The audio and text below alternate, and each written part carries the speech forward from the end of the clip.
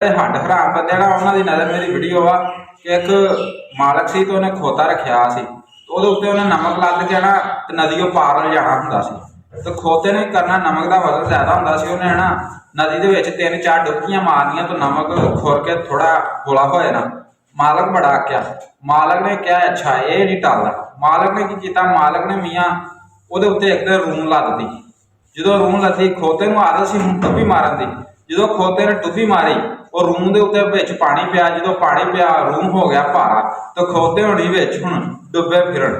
हाँ तो जो डुब्बे तो फिर उन्हें सुरत आई भी यार मैं तो गिज्जिया गिज्जिया नमक का तो इन्होंने साइया ने ला दिता मेरे उत्ते रूम।